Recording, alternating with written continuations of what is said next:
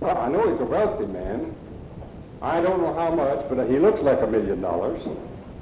And I watched him a few seconds, and he acts like $1 million, so at least I know he's worth $2 million.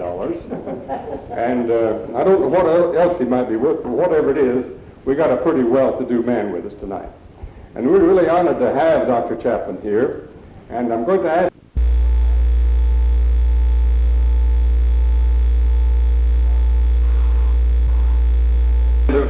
that came down from Silver for benediction, and then he is going to take over the program, and he and Mr. are going to throw things right out to you and let you be a part of the program. Dr. Chapman, will you take over, please? This evening, folks, that we're here to learn. Certainly I am here to learn, and I want to hear, one thing I want to hear is who remembered what. And you stir that memory. So we will be able to have some of these things that we remember when. Now we are proud. We're going to have this very informal, you see. Don't be nothing formal about this tonight. Of course, we're glad to be here. My first thought is that we should express some of the appreciation that we have for being back at Lincoln County. We remember the fine visit we had here last year. We remember this wonderful museum that you have. And one thing that we have pushed in our community is that a museum is to be built in Lincoln County. And Glen Shirley tonight, with his book, is here to probe primarily one thing, to push for the museum, to let people know that you have materials here, not only guns, but you have the things that people used in their homes that pictured their lives. You have a marvelous collection here. It should be housed better. We appreciate the fine dinner you have here. And I heard Breeden a while ago say that he was a cashier in the bank when a man named Henry came in. Well, now, those are the things that we're looking for, and I believe we're going to have some music here later on. But I believe that's coming along. But, folks, Payne County is proud. I said proud that we have an author in our midst who ranks on a national scale as a historian. In the matter of law and order, he beats anyone I know of in the United States. His books run nearly a dozen. He's written probably 800 to 1,000 articles. I know of no equal in his field. This book tonight stands at the national scale. I can't give the figures on it, but it's the top of the nation in nonfiction history in the United States now. And Payne County has that man. And he has written of Henry Starr. We do not honor robbery, but we cannot afford to neglect it in our history. And it's a part of our history. So Payne County has prevailed upon Glen Shirley, author of Henry Starr, to come to Chandler and to present his book. He's brought some here to autograph so you can have a copy if you want it. And he's also going to give you the highlights of Henry Starr's life. We want you to know where he got his information. He has written a top-notch book on a man whose gun, whose rifle, is now in this museum. Glen Shirley. Ladies and gentlemen, that's the best introduction I've had since the fellow that was to introduce me a while back failed to appear, and I had to introduce myself.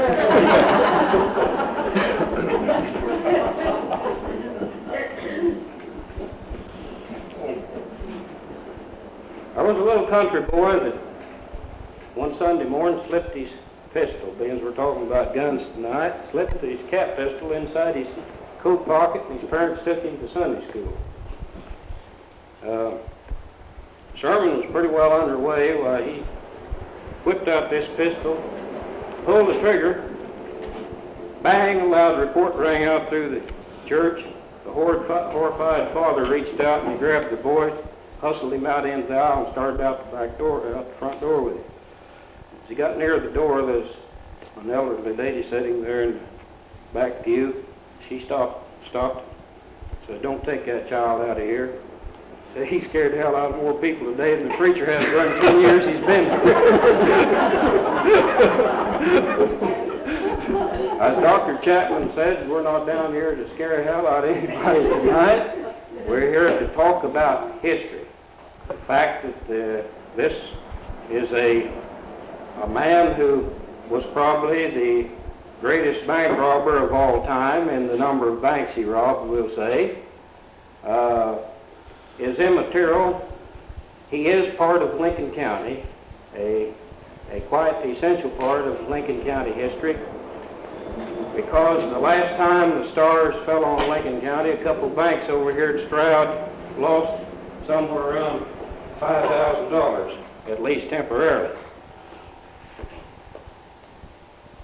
At 9 o'clock, at 9 a.m. or shortly after 9 a.m., shortly after the banks had opened on Saturday morning, March the 27th, 1915, there was 7 men rode in to Stroud, a little prosperous community right up here to the northeast of us, about 14 miles, and tied their horses at the stockyards. So one man stayed with the horses, and the other 6 split up in 2 groups, and each of them walked north onto the main street at Stroud without rousing any suspicion. Some of these fellows, only one of them was disguised. He had on a gray wig and was wearing a pair of goggles, which was good in his behalf later on at the trial. So he was unable to positively identify him and was the only man of the 7 that was tried that went free. The 2 groups reached Main Street a block apart. Then they signaled to each other. One of them entered the Stroud State Bank and the other in the First National Bank about the same time. Now, in the Stroud State Bank at the time was a fellow named Samuel Lee Patrick, who was then vice president. J.B. Charles Jr. was a bookkeeper. Mr. Reed, a customer, so forth.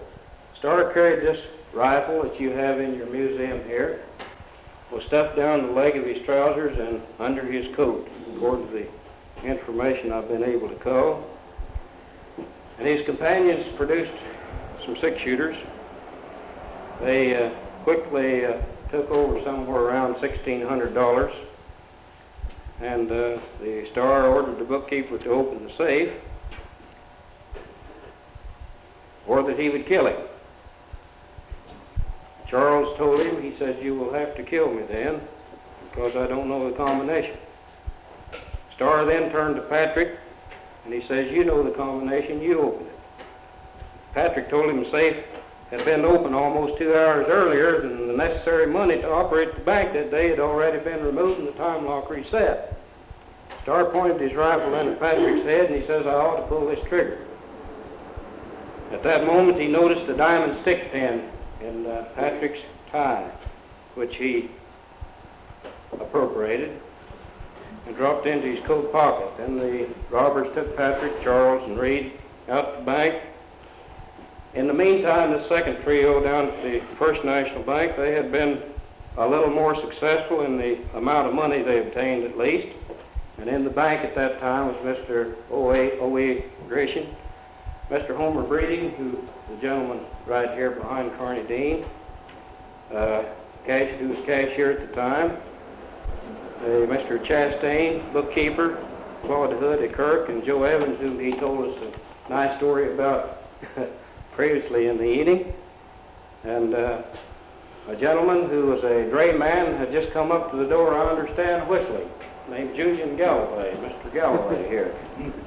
And according to the story that I've heard, that this is where Mr. Galloway, who had whistled all his life, lost his whistle.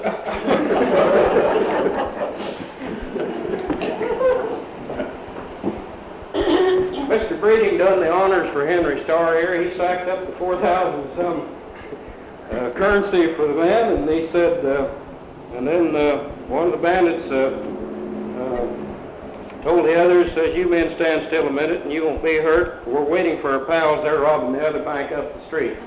Well, by the time these 2 robberies had been completed, one group went on up around the bank and back down and met the ones coming out of the First National Bank, and they went south, back to the depot. In the meantime, a young lad, by this time people began to realize that there was something going on. As they went down the street, they kept the bank people to the outside, as Henry always did. He did this in the Bentonville robbery at Bentonville, Arkansas, and about every other place that he took bank people in custody.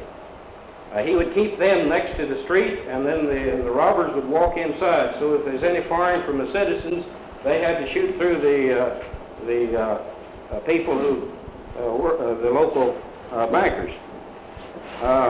Henry was bringing up the rear as they started south to their horses down by the depot on the Frisco Railroad track by the cattle pens. He was approaching the alley. In the meantime, a young high school lad, about 17, 18 years old at that time named Paul Curry, brother of Dewey Curry here, your vice president of your society, saw what was going on in this one bank, realized what the situation was, and dashed through a meat market right across the street from the bank.